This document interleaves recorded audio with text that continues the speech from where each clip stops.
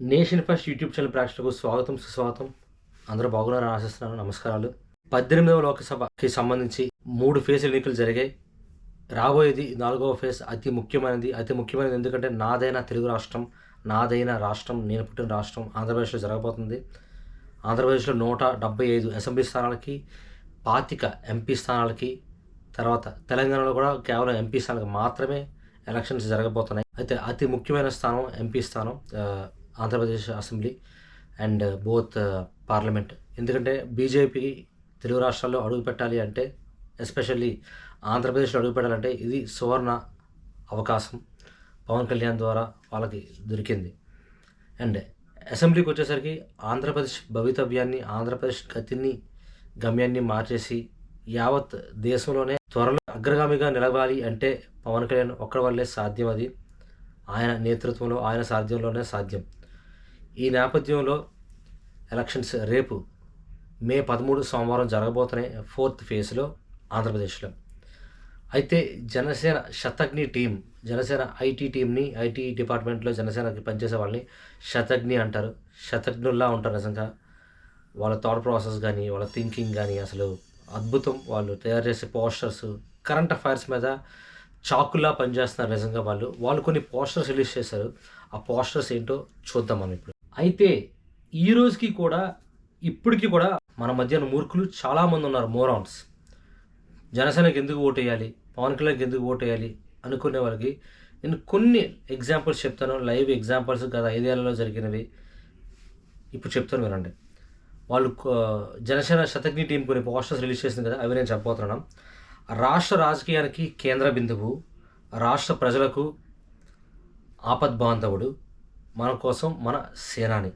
ఇది యొక్క ముఖచిత్రంగా వాళ్ళు కొన్ని పోస్టర్స్ రిలీజ్ చేశారు. నేను ఆ పోస్టర్ స్క్రీన్ మీద పెడతాను, చూసి ఎంజాయ్ చేయండి.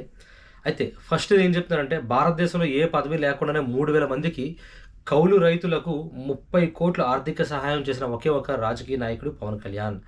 ఏ పదవులు లేకుండా ఎవరు, రజనీకాంత్ కానీ, ఇంకా కమల్ హాసన్ కానీ, అమితాబ్ బచ్చన్ కానీ, షారుఖ్ ఖాన్ కానీ ఎవరు ఏ రోజు కూడా ఎంత అమౌంట్ రైతులకైతే డొనేట్ చేయలేదు. వీళ్ళందరిలో ఎక్సెప్షన్ నేను రజనీకాంత్ గారు అని చెప్పొచ్చు. రజనీకాంత్ గారు ఖచ్చితంగా ఎన్ని కోట్లు డొనేట్ చేసి ఉంటారని అనుకుంటున్నాను. అది మనకు తెలియదు బయట ఎంత డొనేట్ చేశారు, ఎవరో డొనేట్ చేశారని. కానీ తెలిసి చేసిన వాళ్ళల్లో రైతులకి మరీ ముఖ్యంగా 30 కోట్ల డబ్బు ఈయన 3,000 మంది కౌలు రైతులు ఆత్మహత్య చేసుకొని చనిపోతే వాళ్ళకి ఇచ్చారు పవన్ కళ్యాణ్ గారు. అలా పదవిలో లేని వ్యక్తి ఒకే ఒక్కడు మన పవన్ కళ్యాణ్, జనసేనాని పవన్ కళ్యాణ్ గారు. ఎవరు అసలైన నాయకుడు? సొంత డబ్బుతో ఎక్కడో ఆదిలాబాద్ తండాలో ప్రజల దాహం తీర్చిన పవన్ ఎక్కడ? సొంత నియోజకవర్గం అయిన పులివెందుల్లో కనీసం బస్ స్టాండ్ నిర్మించిన జగన్ ఎక్కడ? నిజమే, జగన్ అసలు ఒక స్టేట్ సీఎం ఉన్న ప్రాతినిధ్యం వహిస్తున్న కాన్స్టిట్యూయెన్సీ అంటే ఎలా డెవలప్ జరగాలి అసలు? అది ప్రతి స్టేట్లో కూడా ఆ సీఎం యొక్క నియోజకవర్గాలు కానీ, పీఎం నియోజకవర్గాలు కానీ అసలు ఇంకా కంట్రీలోనే బెస్ట్గా డెవలప్ అవ్వాలి. కానీ కనీసం బస్ స్టాండ్ కూడా కట్టలేపాడు జగన్. కానీ పవన్ కళ్యాణ్ ప్రజారాజ్యంలో యువరాజ్యం అధ్యక్షుడిగా ఉన్నప్పుడే ఆదిలాబాద్ తాండాలో ప్రజల దాహం తీర్చాడు ఆయన మహానుభావుడు. సొంత డబ్బులతో ఫ్లోరోసిస్ బాధితులకి, ఇది చాలాసార్లు విన్నాం మనం. అక్కడ తీర్చాడు, ఎక్కడో తాండాలో. అతనికి అంత పేరు కూడా రాదు, అంత జనాలకు తెలియదు, మీడియాలో తెలియదు. అయినా సరే అవేం పట్టించుకోకుండా జనాలే శ్రేయస్సే ముఖ్యం కావాలని ఆయన పవన్ కళ్యాణ్ గారు ఈ పని చేశారు. సో గమనించండి, ఎవరు అసలు నాయకుడు? పదవిలో ఉన్నోడు నాయకుడా, పదవిలో లేనోడు నాయకుడా? అసలు ఎవరు నాయకుల్లా ప్రవర్తిస్తున్నారు? అసలు నాయకుడు అంటే ఏంటి? ఎవరి వెంట నడుద్దాం. తండ్రి ముఖ్యమంత్రిగా ఉన్నప్పుడు 5 ఏళ్లలో జగన్ దోచింది 45,000 కోట్లు. తండ్రి ముఖ్యమంత్రిగా ఉన్నప్పుడు, ఇతను కాదు, ఇంకా ఇతను 5 ఏళ్లలో దోచింది ఎన్ని లక్షల కోట్లు ఎవరికీ తెలియదు. ఆ లోగుట్టు పెరుమాలకి తెలుస్తుంది. తండ్రి, వీళ్ళ ఫాదర్ చనిపోయిన దివంగత రాజశేఖర్ రెడ్డి గారు, అతను చనిపోయినప్పుడు, అతను పదవిలో ఉన్నప్పుడు 5 ఏళ్లలో ఇతను దోచింది 45,000 కోట్లు. కానీ పవన్ కళ్యాణ్ ఓడిపోయాక, అంటే 2019 నుంచి 24 మధ్యలో ఓడిపోయాను, అంటే తను డైరెక్ట్గా ఎలక్షన్స్లో పాల్గొని ఓడిపోయిన తర్వాత 5 ఏళ్ళలో పవన్ పంచింది 50 కోట్లు. అందులో 30 కోట్లు మన ఇందాక చెప్పుకున్నట్టు రైతులకే ఇచ్చారు, 3,000 మంది కౌలు రైతులకి. మిగిలిన 20 కోట్లు మన వైజాగ్ బోట్లు కాకపోతే, జట్టిలో బోట్లు కాకపోతే మత్స్యకారులకు ఇవ్వడము, ఇంకా వేరే చోట్ల రకరకాల కారణం వచ్చేదా 20 కోట్లు పంచారు. కానీ ఓడిపోయే కూడా పవన్ కళ్యాణ్ 5 కోట్లు పంచారు. 19 నుంచి 24 మాత్రమే. 14 నుంచి 19 లెక్కలు లేవు. ఇంకా ప్రజారాజ్యంలో ఉన్నప్పుడు లెక్కలు లేవు. అవి ఎన్ని కోట్లు అసలు బయటికి కూడా రాలేదు. అది పవన్ కళ్యాణ్ గారి గోప్యత, అది పవన్ కళ్యాణ్ గారి నిరాడంబరత అని నేను ఘంటాపథంగా చెప్పగలను. సో ఎవరి వెంట నడుస్తారు? మీరు ఎవరి వెంట నడుస్తారు? మీ డబ్బులు దోచుకునే వెంట నడుస్తారా? మీ జేబులో డబ్బులు పెడుతున్నోడు వెంట నడుస్తారా? డబ్బులు తన సొంత డబ్బులు పెట్టడం వేరు. ఎలాగా? రాజకీయ నాయకుడు అయ్యి కాదు. గవర్నమెంట్ డబ్బులు తీసుకొచ్చి పెట్టడం కాదు. ఏవేవో ఆస్తులు అమ్మేసి పెట్టడం కాదు. తన సొంత ఆస్తులను అమ్మి, పిల్లలు ఫిక్స్డ్ డిపాజిట్ విరగొట్టి అమ్మి డబ్బులు పెట్టారు మన పవన్ కళ్యాణ్ గారు. సో ఎవరు వెంట నడుస్తారో మీరు తెలుసుకోండి ఖచ్చితంగా. ఇప్పుడు యూత్ దేశానికి వెన్నెముక రైతులు, యువత అంటాం కదా. అలాగే మన భారతదేశంలో దాదాపు ఇప్పుడు ప్రపంచంలోనే నెంబర్ 1 స్థానానికి ఎదిగింది. మొన్న సెప్టెంబర్, జూన్ టైంలో చైనాను కూడా మనం దాటిపోయాం. 140 కోట్ల పైన మన జనాభా ఇప్పుడు. అయితే యువత ఎక్కువ ఉన్నది మన దేశంలో. ఇప్పుడు యువత ఏమంటారు? జగన్ ఆలోచన, జలగగడ ఆలోచన ఎలా ఉందంటే, ఆ ఖైదీగడ ఆలోచన మటన్ కొట్లు పెట్టుకోండి, చేపలు అమ్ముకోండి, 5,000 జీవితం సాగించండి. ఇలా 5,000కి వాలంటీర్లు ఏం చేస్తున్నారంటే గొంతులు కోసేసి ఉన్నోళ్ళని చంపేసి మొగ్గులతో డబ్బులు లాగేసుకొని కొంతమంది పారిపోతున్నారు. అందరూ కాకపోయినా చాలామంది ఇదే పనిలో ఉన్నారు. ఇప్పుడు వీళ్ళందరూ జగన్ రాక్షస సైన్యం వాలంటీర్లు అంటేనే. అందరూ కాదు, మళ్ళీ చాలా తక్కువ మంది గురించి నేను చెప్తున్నాను చేసేవాళ్ళు. అయితే మహానుభావుడు పవన్ కళ్యాణ్ ఆలోచన ఎలా ఉంది యువత గురించి? యువత నైపుణ్య గణన, స్కిల్ అసెస్మెంట్ చేయండి. యూత్ యొక్క స్కిల్స్ ఏమున్నాయి? వాళ్ళు ఎడిటింగ్ చేయగలరా? లేదా బండి బాగా డ్రైవ్ చేయగలరా? ఆర్ట్ వేయగలరా? ఇంకా ట్రేడ్స్లో పని చేయగలరా? సాఫ్ట్వేర్ ఎంప్లాయీసా? మాట్లాడగలరా? డ్యాన్స్ చేయగలరా? పాటలు పాడగలరా? ఇంకా ఏంటి రకరకాల కన్స్ట్రక్షన్ వ్యాపారంలో ఉన్నారా? ఇలాంటి యొక్క నైపుణ్యాన్ని అసెస్ చేసి గణనం చేసి అప్పుడు ఏం చేయాలంట? వదిలేయట్లేదు, అక్కడికి స్కిల్ డెవలప్మెంట్ సెంటర్ పెట్టమంటున్నారు. నైపుణ్యాన్ని అసెస్ చేశారు. So what? అక్కడితో అయిపోలేదు కదా, మన చెల్లు దురిపించుకుంటే అవ్వదు. స్కిల్ డెవలప్మెంట్ సెంటర్స్ వాళ్ళ ఊర్లో పెట్టండి. మళ్ళీ వైజాగ్, విజయవాడ, హైదరాబాద్ వెళ్ళడం కాదు. పిఠాపురంలో స్కిల్ డెవలప్మెంట్ అసెస్మెంట్ సెంటర్ పెట్టండి. పాయకరావుపేటలో పెట్టండి, పాయకాపురంలో పెట్టండి, అనకాపల్లిలో పెట్టండి, సందుల్లో గుందులో పెట్టండి. ప్రతి రిమోట్ విలేజెస్లో కూడా స్కిల్ డెవలప్మెంట్ సెంటర్స్ పెడితే అక్కడే మీ తల్లిదండ్రుల భోజనం తింటూ మీరు అసెస్ చేసుకొని జనానికి మీరు వేరే వాళ్ళకి ఉద్యోగాలు ఇస్తారు అని చెప్తారు. ఆ ఉద్యోగాలు మారడానికి గుర్తొచ్చింది. వ్యాపారవేత్తలుగా మారడానికి పెట్టుబడి సాయం. చూసారా? మీరు ఉద్యోగాలు చేయండి ఇంకొకరికని చెప్పట్లేదు, చేయొచ్చు, తప్పులేదు. అయినా సరే అది కూడా చెప్పండి. మీ సొంత కాలంలో మీరు నిలబడి మీరు వ్యాపారవేత్తలుగా మారి వేరే వాళ్ళకి ఉద్యోగం ఇచ్చే స్థాయికి మీరు వెళ్ళండి అని చెప్తున్నారు. అది పవన్ ఆలోచన. చూసారా? ఒక రాజకీయ నాయకుడికి, ఒక నాయకుడికి ఎంత తేడా ఉందో. పవన్ కళ్యాణ్ రాజకీయ నాయకుడు కాదు, ప్రజా సేవకుడు పవన్ కళ్యాణ్. వీళ్ళిద్దరికీ ఆలోచన చూడండి. జలగకి పవన్ కళ్యాణ్ గారికి ఆలోచన ఎలా ఉందో చూడండి. ఒక ఖైదీకి, ఒక మంచి మనిషికి, ఒక వకీల్ సాబ్కి, ఒక ఖైదీకి ఎంత డిఫరెన్స్ ఉందో ఆలోచించండి. వాళ్ళ ఆలోచనలు. బడుగు బలహీన వర్గాల ఆశాజ్యోతి, దళితుడిని చంపిన వాడిని చేరదీసే జగన్. మనకు తెలుసు, ఒక దళితుడిని చంపేశాడు ఒకడు. అతను చంపేస్తే డోర్ డెలివరీ ఇంటికే పార్సల్ చేశారు, ఆటోలో పంపించారు ఒక శవాన్ని. అలాంటి వాడిని చేరదీశాడు జగన్. వాడు జైలు నుంచి వచ్చిన తర్వాత, అంటే బెయిల్ పైన వచ్చిన తర్వాత, కేసు కొట్టేసిన తర్వాత ఊరేగించారు వాడిని. మతాబులు కాల్చి దండలేసి ఊరేగించారు. మరి ఈ బుద్ధి ఎక్కడికి పోద్ది? కానీ పవన్ కళ్యాణ్ ఏం చేశారు? మహనీయుడైన దామోదరం సంజీవయ్య స్మారకం కోసం 1 కోటి విరాళం ఇచ్చి దళిత స్ఫూర్తిని గుండెల్లో నింపుకున్న పవన్. ఎప్పుడో దామోదరం సంజయ్ గారు, ఎప్పుడో ఆయన మనకు సీఎం. అలాంటి వ్యక్తి ఇంకా గుర్తుంచుకొని, ఇప్పుడు వాళ్ళ వారసులు ఎవరు లేరు, వాళ్ళ ఫాలోవర్స్ ఎవరు లేరు, అయినా సరే అతను చేసిన మంచిని గుర్తుంచుకొని మహానుభావుడు దామోదరం సంజీవయ్య గారిని, ఆయన దళితులని తెలిసి 1 కోటి విరాళం ఇచ్చారు ఆయన. అది పవన్ కళ్యాణ్ గుండెల్లో నింపుకొని 1 కోటి విరాళం ఇచ్చారు ఆయన ఈ మన స్మారకం కట్టడానికి. ఇది ఎక్కడో నాకు తెలియదు. చాలా చాలా అతి ముఖ్యమైనది ఇది, వినండి. ఆశయ సాధనే కాదు, రాజకీయ చతురత కూడా.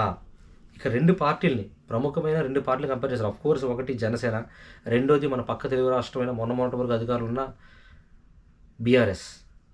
ఈరోజు తెలంగాణలో బీఆర్ఎస్ ఒక్క లోక్సభ స్థానం కూడా గెలడం అనుమానమే. అసలు వాళ్ళ పార్టీ బీఆర్ఎస్ నుంచి మళ్ళీ టీఆర్ఎస్కి మారిపోతున్నారు అని కూడా వార్తలు వస్తున్నాయి. అసలు కంటెస్ట్ చేస్తున్నారు, వాళ్ళు పోటీ చేస్తున్నారు, అసలు క్యాన్వాసింగ్ కూడా వెళ్తుంటే ఎక్కడ వార్తలు లేవు ఎంపీ ఎలక్షన్స్కి.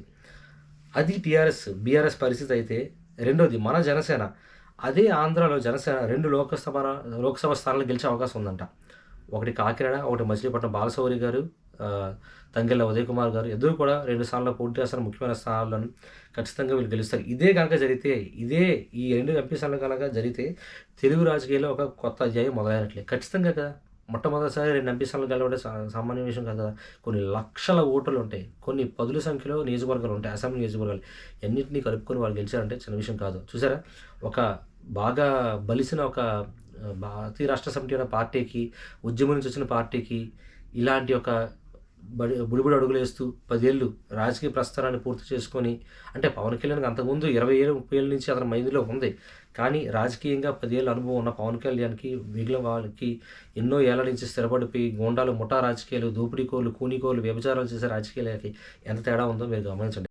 ఆశయ సాధనే కాదు, రాజకీయ చతురత కూడా అంటున్నారు. అంటే వ్యూహం నాకు వదిలేయండి అని అక్కడి నుంచి అంటున్నారు. అదే మీకు ఇందులో చెప్తున్నారు ఆయన. వ్యూహం వదిలేయండి అని. తరువాత ధర్మో రక్షతి రక్షితః. ప్రతి హిందువు కూడా బీజేపీకి ఖచ్చితంగా ఓటు వేయాలి. ప్రతి హిందువు కూడా జనసేన పార్టీకే ఓటు వేయాలి. ఎందుకంటే మీకు తెలుసు, బీజేపీ మాత్రమే హిందువులు ప్రొటెక్షన్ ఇస్తుంది. మిగిలినవన్నీ ఉగ్రవాద పార్టీలు. కాంగ్రెస్, ఖాన్స్ గ్రేస్ పార్టీ అంట నేను. అంటే ఖాన్లు వాళ్ళ దయాదాక్షిణ్యం మీద ఆధారపడి బ్రతుకుతున్న పార్టీ కాంగ్రెస్ పార్టీ. వాళ్ళు తీవ్రవాదులకే సపోర్ట్ చేస్తారు. తీవ్రవాదుల ఓట్లే వాళ్ళకి కావాలి. మతం మార్చుకున్న ఓట్లే వాళ్ళకి కావాలి. బీజేపీకి మాత్రం అందరి ఓట్లు కావాలి, అందరి అభివృద్ధి కావాలి. వాళ్ళకి మాత్రం కాంగ్రెస్కి కానీ మిగిలిన పార్టీలు ఎవరు కానీ వాళ్ళకి వాళ్ళ సొంత పార్టీలు, వాళ్ళ నియోజకవర్గం, వాళ్ళ కమ్యూనిటీ ఓట్స్ ఇవి మాత్రమే కావాలి. ముస్లిమ్స్ వీళ్ళ యొక్క ప్లీజింగే కావాలి. వీళ్ళని ఓట్ చేయించడమే కావాలి. వాళ్ళు గెలిస్తే చాలు, వాళ్ళ కమ్యూనిటీ బాగుంటే చాలు. క్రిస్టియన్స్ కూడా అంతే, వాళ్ళ కమ్యూనిటీ బాగుంటేనే చాలు కాంగ్రెస్కి. కానీ బీజేపీకి అలా కాదు. అన్ని మతాలు సమానంగా గెలవాలి, సమానంగా నిలవాలి, వసుదైక కుటుంబం అనే నినాదంతో వెళ్తున్నాయి. కానీ ఖచ్చితంగా బీజేపీకి, జనసేనకి మాత్రమే హిందువులందరూ ఓట్లు వేయాలి. ముఖ్య గమనిక ఇది. దయచేసి బీజేపీకి, జనసేనకి మాత్రమే ఓట్లు వేయాలి హిందువులందరూ. కూటమికి, ఆంధ్రప్రదేశ్కి వచ్చేసరికి కూటమికి ఖచ్చితంగా హిందువులు మాత్రమే ఓటు. ధర్మో రక్షిత. అయితే ఇందులో ఏం చెప్తున్నారంటే ఈ స్లైడ్లో రామతీర్థంలో, అంటే విజయనగరం జిల్లాలో మా ఇంటి దగ్గరలో, విశాఖపట్నంలో మా ఇంటికి ఒక 50-60 కిలోమీటర్ల దూరంలో ఉన్న రామతీర్థం, శ్రీ రాములవారి గుడి, ఆంజనేయ స్వామి గుడిలో రాముడి తీర్థంలో రాముని తలనరికి వరకు జగన్ చర్యలు తీసుకోలేదు. సో హిందువులు ఏ మొహం పెట్టుకుని, సిగ్గు లజ్జ చీము నెత్తురు ఉందా హిందువులకు అసలు జగన్ గడికి ఓటు వేయడానికి? కిలో కందిపప్పుకి, కేజీ బియ్యానికి మతం మారిన వాళ్ళు తప్ప, ఉగ్రవాద మతస్థులు తప్ప ఎవరు కూడా జగన్ ఓటు వేయకూడదు. కిలో కందిపప్పుకి, కేజీ బియ్యానికి మతం మారిన వాళ్ళు తప్ప, ఉగ్రవాద మతస్థులు తప్ప ఇంకెవరు జగన్కి ఓటు వేయకూడదు. ఎవరు ఓటు వేయరు. హిందువులు ఎందుకు జగన్కి ఓటు వేయాలి?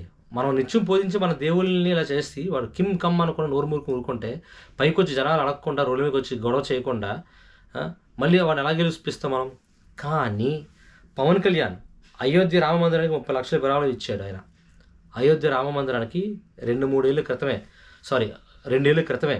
ఎందుకంటే ఒక ఆసక్తికరమైన న్యూస్ వచ్చింది టీవీలో. ఏ రోజైతే మనకి రాముల ప్రతిష్ఠ జరిగిందో, రాములవారి ప్రతిష్ఠ జరిగిందో అయోధ్యలో, జనవరి 22న ఎప్పుడు అనుకుంటా, దాని ముందు సంవత్సరం, అంతకంటే 2-3 సంవత్సరాల ముందు, ఐఎమ్ నాట్ షూర్, నేను అది కూడా గూగుల్ చేసి పెడతాను. ఆయన 30 లక్షలు విరాళం ఇచ్చారు రామాలయానికి. సో ఎంత కాకతీయాలమే చూడండి. ఈయన కష్టపడి సంపాదించి సినిమాలు యాక్షన్ చేసి, లైట్లు తెల్లవారు నుంచి రాత్రి వరకు పనిచేసిన సినిమాల నుంచి వచ్చిన డబ్బుని ఇలాగా దారాదత్తం చేస్తున్నారు జనాలకి. సో హిందూ మతం నిలబడాలంటే జనసేన ఖచ్చితంగా రావాలి. సనాతన ధర్మం నిలవాలంటే బీజేపీ రావాలి, జనసేన ఖచ్చితంగా రావాలి. అంతే, ఇంక తిరుగులేదు, వేరే మాటలేదు. ఇప్పుడు మరీ ముఖ్యమైనది, మన సమాజానికి ఎవరు కావాలి? సర్వ మతాలను గౌరవిస్తూ వాటి రక్షణకు కట్టుబడి ఉన్నానని కొండ బద్దలు కొట్టినట్లు చెప్పే పవన్ కళ్యాణ్ కావాలా? 250కి పైగా హిందూ దేవాలయాలపై దాడులు జరిగితే ఒక్క మాట కూడా మాట్లాడని జగన్ కావాలా? జగన్ చూస్తేనే ఒళ్ళు కంపరం పడుతుంది, చెప్పు తీసి కొట్టాలనిపిస్తుంది, గాండ్రించి ఉమ్మేయాలనిపిస్తుంది ఆ దరిద్రుడి మీద. అలాంటి worst rascal CM Jaganmohan Reddy of Andhra Pradesh. అయితే సర్వమతాలు ఇప్పుడు మనం అనుకుంటూ ఉంటాం, వీళ్ళు ముస్లిమ్స్ ఎలా చేస్తున్నారు, అందరూ తప్పుదారులు వెళ్ళరు కదా, అందరూ మనకెందుకు అనే ఉంటారు, అందరూ వాళ్ళ దేవుళ్ళు పూజించుకుంటూనే ఉంటారు. సర్వమతాలు అందరూ రాళ్ళు రులిపోయేవాళ్ళు కాదు కదా ముస్లిమ్స్ అంటే. అలాగే క్రైస్తవుల్లో కూడా మతం మార్చుకున్నా సరే వాళ్ళు దేవుడి మీద నమ్మకం మీద మతం మార్చుకునే వాళ్ళు ఉంటారు, కిలో కందిపప్పుకి, కేజీ బియ్యానికి కాకుండా. ఇలా సర్వమత సమ్మేళనం, వసుదైక కుటుంబం, అందరూ గొడవపడకుండా కలిసిమెలిసి ఉంటేనే మనం ఒక సమాజంగా వెళ్తాము అనే పవన్ కళ్యాణ్ అక్కడ రెడ్లనే పెట్టి మన తిరుపతిని నాశనం చేస్తూ, మన తిరుపతి లడ్డు క్వాలిటీ తగ్గిస్తూ, అన్నదానాన్ని నాశనం చేసి వచ్చిన డబ్బులు మాత్రం, హుండీలు వచ్చిన డబ్బులు మాత్రం కోట్లు వీళ్ళు దండుకున్న ఒక ఉగ్రవాది సీఎం అయినటువంటి జగన్ ఎక్కడ? మీరు ఆలోచించుకోండి. హిందువులందరూ మేలుకోనండి, బుర్ర ఉపయోగించండి, మనసు కాదు, బుర్ర పెట్టి ఆలోచించండి హిందువులందరూ కూడా. జగన్కి రేపు ఓటేసే ముందు ప్రజాసేవకి నిబద్ధత, డిటర్మినేషన్, విల్ పవర్, ఇవన్నీ చెప్పొచ్చు. ఇలాంటి పర్యాయ పదాలు, సినానిమ్స్ అన్నీ చెప్పొచ్చు పవన్ కళ్యాణ్ విషయానికి వచ్చేసరికి. 10 సంవత్సరాల నుంచి చేతిలో చిల్లి గవ్వ లేకుండా ఎవరి దగ్గర కేవలం డొనేషన్స్ మీద అతని సొంత డబ్బులు తెచ్చుకుంటూ కష్టపడి సినిమాకి 40-50 కోట్లు సంపాదించుకుంటూ తక్కువ సినిమాలే చేస్తూ, మళ్ళీ అందులో కూడా ఏ సినిమా పడితే ఆ సినిమా చేసేయకుండా మంచి స్టోరీ, జనాలకు ఉపయోగపడే స్టోరీలు మాత్రమే చేస్తూ, వకీల్ సాబ్ లాంటి అద్భుతమైన సినిమాలు చేస్తూ సంపాదించుకున్న డబ్బులు ఇలా ఇస్తున్నారు. అయితే ఇక్కడ సౌత్లో ఉన్న యాక్టర్స్తోనూ కంపేర్ చేయడం జరిగింది. చాలా ఇంట్రెస్టింగ్ స్లైడ్ ఇది. ఆర్థికంగా ఎంతో బలమైన హీరోలే పార్టీలు నడవలేకపోయారు. లైక్ కమల్ హాసన్ రెమ్యూనరేషన్ పవన్ కళ్యాణ్ కంటే ఖచ్చితంగా ఉంటుంది. Very well established actor Pawan Kalyan కంటే చాలా సీనియర్ ఉంటారు. ఇంకా రజనీకాంత్ గురించి మనం చెప్పవలసిన లేదు. ఆయన రెమ్యూనరేషనే సినిమాకి 100 కోట్ల పైనే ఉంటుంది. ఇంకా కలెక్షన్స్ వీటిలో వచ్చేసి డబ్బులు వేరే విషయం, అది వేరే విషయం, మనకు అనవసరం ఆయన ఎంత తీసుకుంటారు, ఏం చేస్తున్నారని. అలాంటి వాళ్ళే చతికిలు పడిపోయారు. మేము చేయలేము పార్టీలు అని చెప్పేసి అసలు పార్టీ పెట్టకుండా రజనీకాంత్ రాజకీయాల్లోకి రాకుండా వచ్చి తీవ్రవాద పార్టీ అయిన డెంగ్యూ మలేరియా ఉన్న డిఎంకే పార్టీకి అమ్మేసుకొని కమల్ హాసన్, తర్వాత ఉపేంద్ర కూడా చేతులెత్తేసి పాపం దివంగత నేత విజయకాంత్ గారు చనిపోయారు. వీళ్ళెవరూ చేయలేని పని పవన్ కళ్యాణ్ చేశారు. 10 ఏళ్ళుగా ఒక్క పదవి లేకపోయినా ప్రజల కోసం పోరాడుతూనే ఉన్నాడు. 10 ఏళ్ళుగా ఏ పదవి లేకపోయినా, కనీసం కార్పొరేటర్ కూడా ఎవరు లేకపోయినా, కార్పొరేటర్ ఉన్న అసెంబ్లీలో ఏ ఒక్క ఎమ్మెల్యే కూడా లేకపోయినా ఒక్కడే ఒంటి చేత్తో పోరాడుతుండే. అసలులాగా బయటకు వచ్చి గొంతు వచ్చేవాళ్ళు పార్టీలో రెండో వ్యక్తి ఎవరు ఉన్నారంటే లేరనే చెప్పొచ్చు. అలాంటి వ్యక్తి పవన్ కళ్యాణ్కి, మిగిలిన నాయకులకి, మిగిలిన సినిమా యాక్టర్లకి ఎంత తేడా చూడండి. అంటే వాళ్ళ దగ్గర డబ్బులు ఉండి కూడా, అన్ని రిసోర్సెస్, మీడియా సపోర్ట్, జనం అందరూ ఉండి కూడా వాళ్ళు ఏం చేయలేకపోయారు. కానీ పవన్ కళ్యాణ్ మాత్రం ఏమీ లేకుండా కేవలం జనం మీద నమ్మకం, జనానికి ఏదైనా చేయాలనే తాపత్రయంతో ఈయన చేశారు. సో మీరు ఆ డిఫరెన్స్ చాలా క్లియర్గా గమనించండి, ఎలాగా ఉన్నది నాయకుడికి మిగిలిన వాళ్ళకి తేడా అని. అయితే ఇప్పుడు చివరిసారిగా ఒక వెరీ ఇంపార్టెంట్ ఇన్ఫర్మేషన్ ఉంది. మళ్ళీ ఇది ఒక స్లైడ్. రాష్ట్ర రాజకీయానికి కేంద్ర బిందువు అని నేను మొదటిసారిగా చెప్పాను కదా, దాని గురించి దాని యొక్క వివరణ ఇక్కడ ఉన్నది మనకి. బద్ధ శత్రువులుగా మారిన టీడీపీ, బీజేపీలను కలిపారు. అధ్వానంగా పతనం అయిపోతుంది టీడీపీ అనుకునే టైంలో పవన్ కళ్యాణ్ నేనున్నాను అన్నట్టు చేయించాడు హనుమంతులాగా. పవన్ కళ్యాణ్ వల్లే ఈరోజు కొన ఊపుతూ ఉన్న టీడీపీ మళ్ళీ బ్రతి బట్టగట్టి పూర్వవైభవం తెచ్చుకునే పరిస్థితి ఏర్పడింది. అలాగే ప్రపంచానికే ప్రైమ్ మినిస్టర్ అయిన నరేంద్ర మోదీ గారి పార్టీ, బీజేపీ పార్టీ, ఆంధ్రప్రదేశ్లో ఒక్క స్థానం, ఒక్క ఎమ్మెల్యే, కొంతమంది ఎమ్మెల్యే ఉన్నారు, ఒకళ్ళే ఇద్దరు ఉన్నారు అనుకుంటాను నాకు తెలిసి. ఎంపీలు అయితే ఒక్క ఎంపీగా స్థానం కూడా లేదు. అలాంటి పార్టీకి ఊపిరి పోసారు. అలాంటి పార్టీని అడుగుపెట్టనిచ్చి ఒక బీజం వేశారు పవన్ కళ్యాణ్. మరి ఈ రెండు పార్టీలు కూడా పచ్చగడ్డేస్తే బొగ్గుమంటాయి. ముఖ్యంగా చంద్రబాబు నాయుడు నుంచి 2019 ఎన్నికల్లో ఎంత దుర్భాష ఆడాడో, ఎంత గౌరవించాల్సిన వ్యక్తి నరేంద్ర మోదీని, చంద్రబాబు నాయుడు మనకు తెలుసు. అలాంటి వాళ్ళిద్దరినీ కూడా కలిపి బీజేపీ తప్పు లేకపోయినా బీజేపీని కూడా తీసుకొచ్చి బ్రతిమలాడి జనం శ్రేయస్ కోసం మనకు కావాలి, ఓట్లు చేయకూడదని చెప్పి పవన్ కళ్యాణ్ తీసుకొచ్చారు. అందుకు బద్ధశత్రులుగా మారిన టీడీపీ, బీజేపీలను కలిపాడు. ఓటు చీలనివ్వను అన్నాడు, చేసి చూపించాడు. 2021లో ఎప్పుడో పవన్ కళ్యాణ్ గారు చెప్పారు, ఓటు చీలనివ్వను అని చెప్పేసి అప్పటి నుంచి ఆయన డిసైడ్ అయ్యారు. ఒక్కరి వల్ల ఉంటే అవ్వదు, ఓటు చీలిపోదు, జనం అమాయకులు, స్వార్థపరులు కూడా ఉన్నారు అందులో అని చెప్పేసి 3 పార్టీలని ఒక తాడిపై తీసుకొచ్చి ఓటు చీలనివ్వకుండా చేసిన వ్యక్తి పవన్ కళ్యాణ్. ఇప్పుడు మహాకూటమిగా ఏర్పడారు. అలాగే జనసేనకి 21 ఎమ్మెల్యేలు, 2 ఎంపీ స్థానాలు ఇచ్చి గెలిచే స్థానంలో నిలబెట్టారు. 100% స్ట్రైక్ రేటుతో 21 ఎమ్మెల్యే స్థానాలు గెలవాలి, మన గొంతు వినపడాలి, జగన్ నోరు నొక్కేయాలి, ఆ దరిద్రగొట్టు గొంతుని కోసేయాలి, 2 ఎంపీ స్థానాలు, మన బలం, మన package, railway zone, Visakha railway zone, steel plant ప్రైవేటీకరణ, ఇలాగ వైజాగ్ మెట్రో, ఎన్నో సమస్యలు ఉన్నాయి. ఎన్నో గొప్ప సమస్యలు అన్నీ ఉన్నాయి. ఇవన్నిటికి పోరాడాలంటే ఎంపీలో, లోక్సభలో మనలో ఉండాలి, రాజ్యసభలో ఉండాలి, అలాగే అసెంబ్లీలో ఖచ్చితంగా 21 మంది ఉండాలి, 2 మంది ఎంపీలు కూడా ఉండాలి. సో దయచేసి వీళ్ళందరికీ కూడా ఓట్లు వేయని గెలిపించండి. అన్నిటికంటే ముఖ్యంగా జగన్ అనే రాక్షసుడి ఓటమి కారణం కాబోతున్నాడు Pawan Kalyan. Not the least. ఇది అల్టిమేట్గా ఇవన్నీ చేసి సాధించేది ఏంటి అంటే ఇది. జగన్ అనే రాక్షసుడిని, ఒక రావణాసురుణ్ణి, ఒక లంకేశ్వరుణ్ణి, ఒక లంకాధిపతిని, ఒక నరకాసురుణ్ణి, ఒక రావణాసురుడు లాంటి కీచకుడిని, ఇలాంటి వాడిని పవన్ కళ్యాణ్ చంపబోతున్నారు. అది. సో దయచేసి మీరు ఆలోచించుకోండి. ఎవరికి ఓటు వేస్తారు ఏంటనేది దయచేసి ఆలోచించండి. ఓటు పవన్ కళ్యాణ్ గారికి వేయండి, జనసేనకు వేయండి, టీడీపీకి వేయండి, బీజేపీకి వేయండి, ఈ మహాకూటమికి వేయండి. జనాల కోసం, మీకోసం, నా కోసం వచ్చిన కూటమి వేయండి. 25 కేజీల బియ్యానికి కాదు, 25 సంవత్సరాల మీ అభివృద్ధి కోసం వచ్చాను, మీ భవిష్యత్తు కోసం వచ్చాను, మీ పురోగతి కోసం వచ్చానని చెప్పిన పవన్ కళ్యాణ్ గారికి దయచేసి ఓటు వేయండి. జై జనసేన, జై హింద్, జై పవన్ కళ్యాణ్.